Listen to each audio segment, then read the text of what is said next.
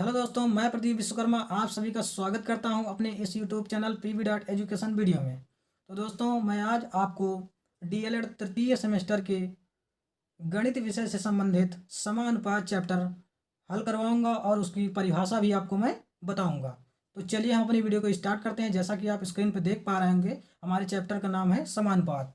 समानुपात chapter का नाम है। पहले हमने हेडिंग डाली है समानुपात की परिभाषा। समानुपात परिभाषा सबसे पहले पढ़ेंगे।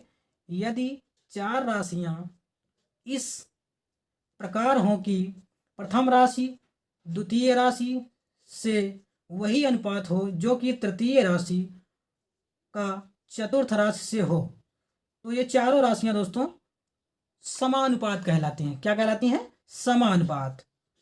आगे चलते हैं हम। इसके उदाहरण भी हमने कुछ लिए हैं।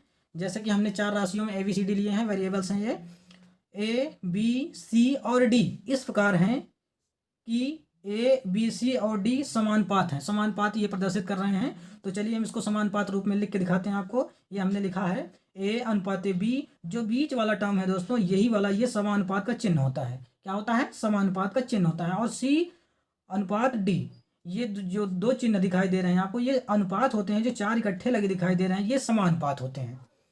तो चलिए हम समानुपात के भेद देख लेते हैं कितने होते हैं। तो समानुपात के भेद हमने हेडिंग डाली है। समानुपात दो प्रकार के होते हैं। समानुपात दो प्रकार के होते हैं। तो पहला होता है सरल समानुपात। अब सरल समानुपात की हमने परिभाषा नहीं लिखी है, लिख देते हैं इसमें तुरंत ही। सरल समानुपात होते क्या हैं? इसमें केवल दो पद, कितने पद दोस्तों? दो पद होते हैं। दो पद होते हैं। जैसे मैं आपको बता दूं, जैसे कोई वेरिएबल्स A और B हो, तो उसको हम अनुपात सरल समानुपात में कैसे लिखेंगे? समानुपात में लिखेंगे ऐसे A अनुपात B। ये सरल समानुपात हो गए। हमारा दूसरा नंबर है मिश्र समानुपात। तो इसके पहले मैं आपको बताना चाहूंगा कि सरल समानुपात के भी दो भाग होते हैं। सरल समानुपात के दो भाग होते हैं। नंबर एक होता है अनुलोम समानुपात, नंबर दो प्रतिलोम समानुपात। Direct proportion and inverse proportion, ये उसकी अंग्रेजी होती है। तो हमारा दूसरा है मिश्र समानुपात। तो मिश्र समानुपात की अंग्रेजी होती है कंपाउंड प्रोपोर्शन। कंपाउंड प्रोपोर्शन, तो इसमें क्या होता है? इसमें इसकी मैं परिभाषा लिख देता हूं। इसमें दो से अधिक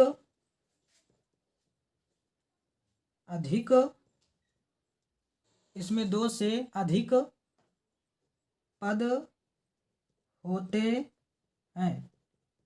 जैसे मैं देख लेता हूं, यहाँ पे आपको हल करके बता देता हूं। जैसे दो अधिक पद होते कैसे हैं, चलिए मैं सॉल्व कर देता हूं। जैसे मैंने वहां पे लिया था अभी आपको परिभाषा बताते समय, यहाँ पे ABCD लिया था। A, B, C, D इतने होते हैं। तो इसको ऐसे लिखा जाता है, मतलब एक से अधिक दो से अधिक पद ऐसे हो जाएंगे। A/B/C/D इसमें और वेरिएबल्स ले लेते हैं हम E एंड F। इसके बाद CD हो गया, उसके बाद E/F। तो ये जो है दोस्तों, ये जो दिखाई दे रहा है आपको स्क्रीन पे, ये जो है मिश्र समानुपात प्रदर्शित कर रहा है। तो चलते हैं इससे संबंधित हम कुछ प्रश्न भी सॉल्व कर लेते हैं यही वीडियो में। अगले वीडियो में मैं आपको अनुलोम समानुपात और प्रतिलोम समानुपात के बारे में पूरा विस्तृत विश्लेषण सहित बताऊंगा। तो चलते हैं हम इसको सॉल्व करते हैं।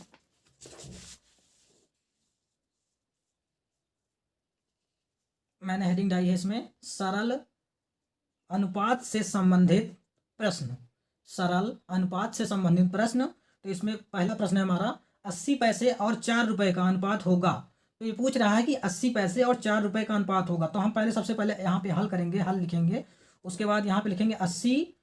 और देखिए यहाँ पे होता क्या है कि 1 रुपये बराबर 100 पैसे होते हैं। कितने पैसे? 100 पैसे। अब ऐसा क्यों कर रहे हैं? क्योंकि हमारी पहली राशि जो है ये पैसे में लिखी गई है, 80 पैसे। कितने? 80 पैसे। उसके बाद इसमें क्या होता है? 1 रुपये बराबर 100 पैसे होते हैं। तो यहाँ पे हम, अब यहाँ हमारे पास 4 रुपये है, तो यहाँ पे 4 गुणे 100 करेंगे तो यहाँ पे अगला हमारा 400 आएगा। कितना आएगा? 400। तो यहाँ पे हम इसको रख देते हैं। इसकी वैल्यू कितना हो जाएगा? 400। एक जीरो से एक जीरो कैंसिल कर देंगे। उसके बाद इसको हम काटेंगे, 8 × 9 = 8 और 8 × 5 = 40। तो आ गया दोस्तों ये 5 1/5। तो यहाँ पे हम इसको अनुपात में लिखेंगे, अनुपात। चलिए अनुपात में लिख देते हैं इसको हम।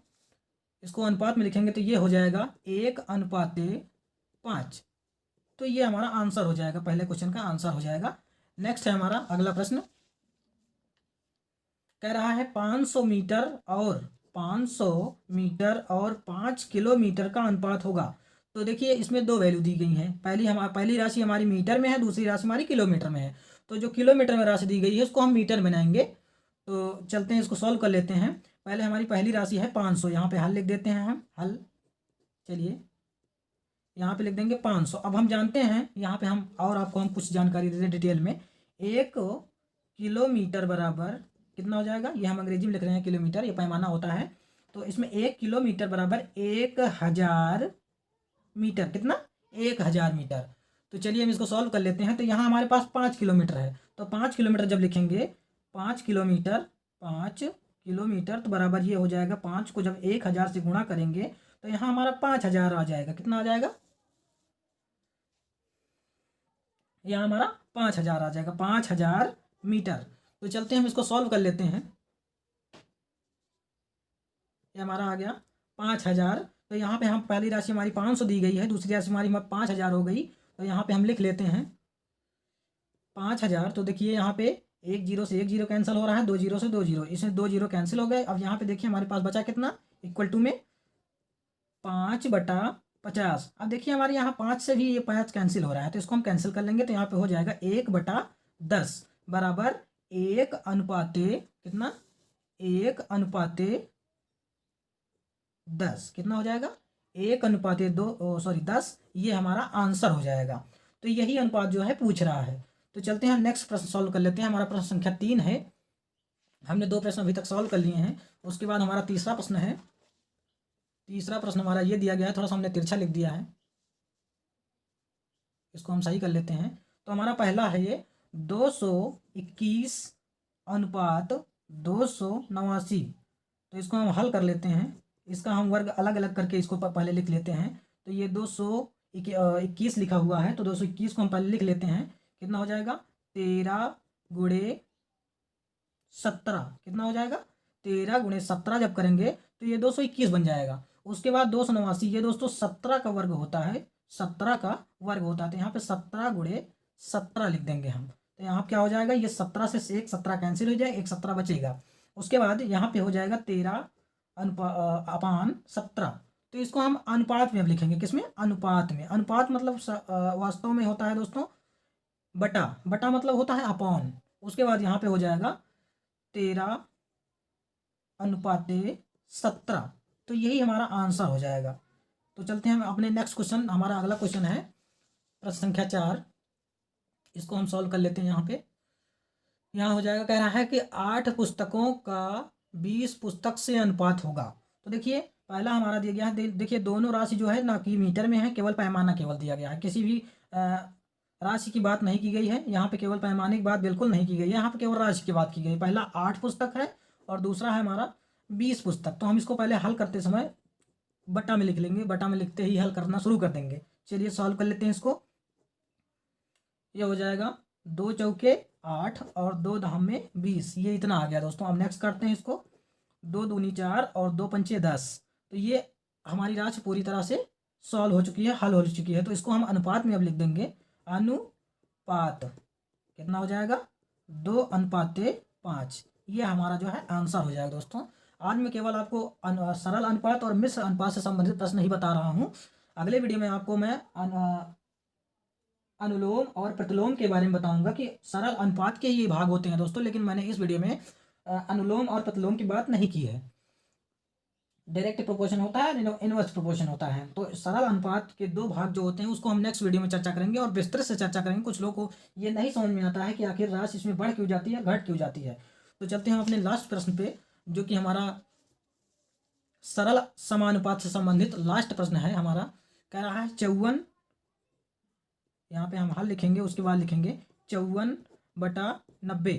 तो चलिए इसको सॉल्व कर लेते हैं। पहले इसको 2 से हम काटेंगे क्योंकि सबसे छोटी राशि 2 ही होती है। तो 2 दूनी 4 हो गया और यहाँ पे एक आया 2 7 14, 27 आ गया दोस्तों। ठीक, उसके बाद इसको 2 से काटेंगे तो 2 चौके 8 हो गया और 2 पंजे 10 हो गया, तो 45 आ गया। फिर इसको 3 से काटते हैं, क्योंकि 2 से काटने का कोई जब जिन संख्याओं के अंत में 2, 4, 6 अथवा 8 होते हैं, वो संख्या ही 2 से कटती है। अब जीरो भी नहीं है, इसलिए 2 से नहीं कटेगी, तो इसको हम 3 से काटेंगे। 3 9 27 हो जाएगा, और इसको काटेंगे तो 15 तियाँ 45 होता है दोस्तों, पहाड़ी में होता है। तो चलिए अगला फिर काटते हैं, अभी कट रहा है ये संख्या। 3 त्रिक 9 हो जाएगा, और 3 पंचे 15। तो ये हमारा पूरा कट के सॉल्व हो चुका है। अब इसको हम अनुपात में लिख लेंगे। चलिए अनुपात में लिख देते हैं, अनुपात। चलिए अनुपात में लिख देते हैं। तो अनुपात में जब लिख देंगे तो ये 3:5 आंसर आ जाएगा दोस्तों। ठीक,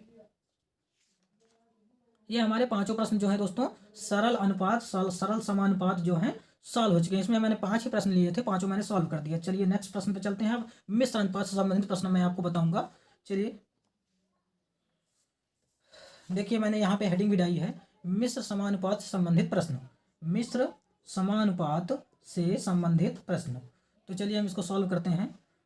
तो ये हमारा है, हमें प्रश्न में दिया गया है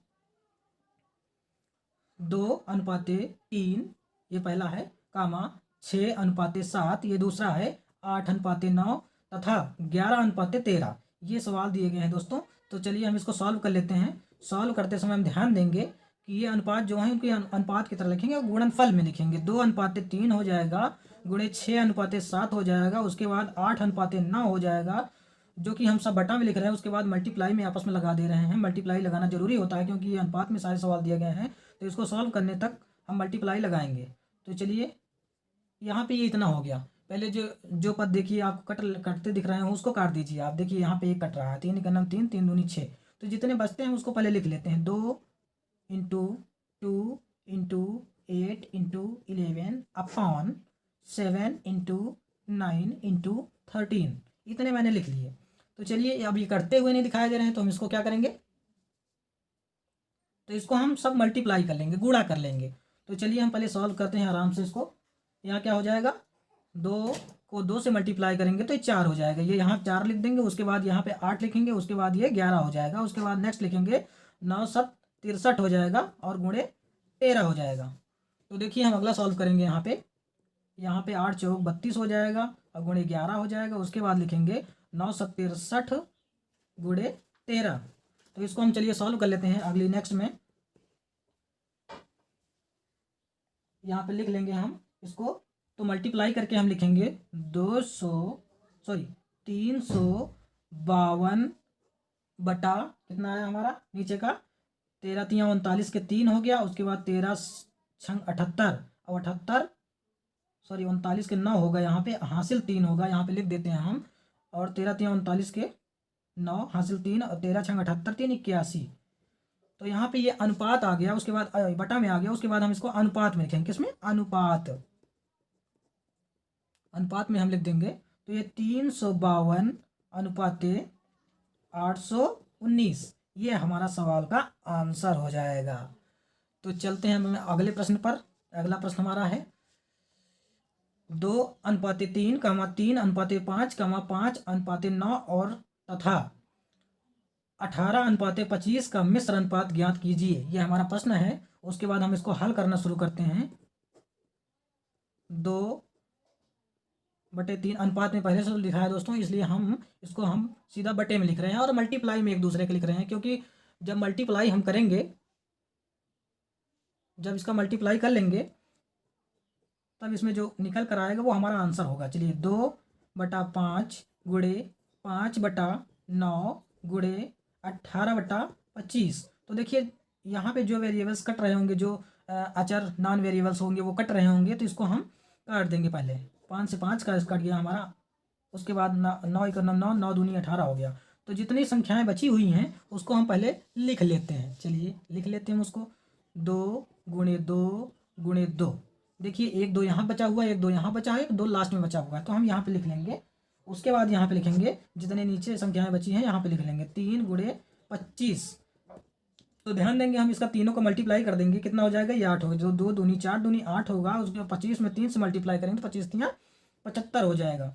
उसके बाद ये हो जाए, इसको हम अब अनुपात में लिख लेते हैं। किसमें, अनुपात में। ये तो बटा में दिया गया है आंसर, इसको अनुपात में बना लेते हैं। अनुपात लिख लेते हैं 8/25। मैंने आपको बताया कि इसमें मिश्र अनुपात में 2 से अधिक पद रहेंगे, यही मिश्र अनुपात कहलाएंगे। तो मैंने 2 से अधिक पद, इसमें 2 से देखिए अधिक पद मैंने लिया भी है इस प्रश्न में जिसका मैं डिस्कस कर रहा हूँ। तो चलिए हमारा ये बीटीसी सेकेंड ईयर का प्रश्न है, इसको भी हम यहीं पे सॉल्व कर लेते हैं क्योंकि अनुपात में दिया गया है, तो इसको हम सॉल्व कर लेते हैं। और यही सवाल आपको थर्ड सेमेस्टर में भी दिया गया है।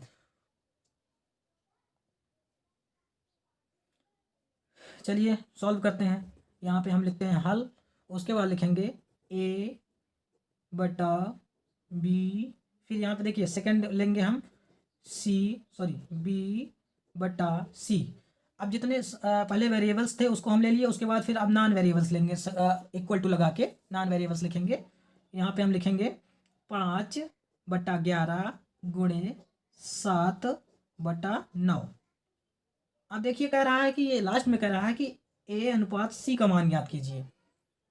हमारा ये प्रश्न था a अनुपात b इक्वल टू 5 अनुपात 11 एंड b अनुपात c इक्वल टू 7 अनुपात 9। तो a अनुपात c का मान ज्ञात करना था। तो यहाँ पे हम देखते हैं कि ये हमारा देखिए v से v कैंसिल हो रहा है, तो ये बचा क्या a बटा c बराबर, यहाँ पे हम गुणा कर लेंगे, 7 पचे 35 हो जाएगा, उसके बाद 11 नवैया 99। चलिए 11 नवैया 99 आपको दिख नहीं रहा होगा, मैंने कैमरे तरफ ध्यान नहीं दिया। चलिए आगे सॉल्व करते हैं। तो यहाँ पे हमारा ए और सी की देखिए वैल्यू निकल आई कितना, 11 में जब 9 से गुणा किए हम तो यहाँ 11 नवैया 99 आ गया। उसके बाद 7 में 5 से गुणा करिए तो 7 पचे 35 आ गया। तो इसको हम अनुपात में लिख देते हैं, अनुपात। ये हमारा दोस्तों लास्ट प्रश्न है, तो इसको हम लिखते हैं अनुपात में a अनुपात c इक्वल टू 35 अनुपात कितना 99। तो दोस्तों इसी के साथ हमारा सारा प्रश्न खत्म होता हुआ। अगर आपने मेरा वीडियो देखा, अगर आपको मेरा वीडियो अच्छा लगे तो आप मेरे वीडियो को लाइक कीजिए, शेयर कीजिए और सब्सक्राइब कीजिए।